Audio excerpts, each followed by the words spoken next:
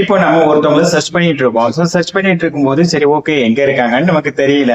சரி நம்ம அவங்களை கான்டாக்ட் பண்ணி பேசலாம் அப்படின்ட்டு நம்ம கான்டாக்ட் பண்றோம். கான்டாக்ட் பண்ணதுக்கு அப்புறம் எங்க இருக்கீங்கன்னு நம்ம கேள்வி கேட்கிறோம். இதெல்லாம் தெரிஞ்ச விஷயம் தான். இதுக்கு எப்படி இங்கிலீஷ்ல கேள்வி கேட்கலாம் அப்படின்னா வேர் ஆர் யூ நவ் இந்த மாதிரி நம்ம கேட்கலாம். ஆனா இந்த வேர் ஆர் யூ நவ்க்கு பதிலா வேற ஒரு கொஸ்டின் இருக்குது. அது என்ன கொஸ்டின் அப்படின்னா watts your 20, what is your 20 அல்லது வாட்ஸ் யுவர் 10-20. ஸோ இந்த மாதிரி நீங்க கேள்வி கேட்கலாம். வாட்ஸ் யுவர் 20 அப்படின்னா where are you, where is your location. So இந்த மாதிரி ஒரு மீனிங் வருது. அது என்ன சார் 10-20 அப்படின்னா ஸோ இது வந்து ஒரு ரேடியோ கோட் அப்படின்னு சொல்றாங்க.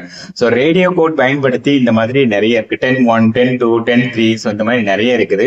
ஸோ இதுல எனக்கு ரொம்ப பிடிச்சது இந்த 10-20 அப்படிங்கிற வேர்டு. ஸோ இந்த வேர்டு உங்களுக்கு ரொம்ப பிடிச்சிருக்கும். ஸோ இனிமே நீங்க வேற யார்ட்டையாவது கேட்கும் போது நீங்க வாட்ஸ் யுவர் 20 அந்த மாதிரி நீங்க சொல்லிக்கலாம். For example my 20 is TT Nagar in Tiruchendur, TT Nagar in Udangudi. So இந்த மாதிரி நீங்க என்ன பண்ணிக்கலாம், உங்களுடைய அட்ரஸ் நீங்க சிம்பிளா சொல்லிக்கலாம். ஸோ இதான் ரேடியோ கோடு 10-20 அப்படின்னு சொல்றாங்க.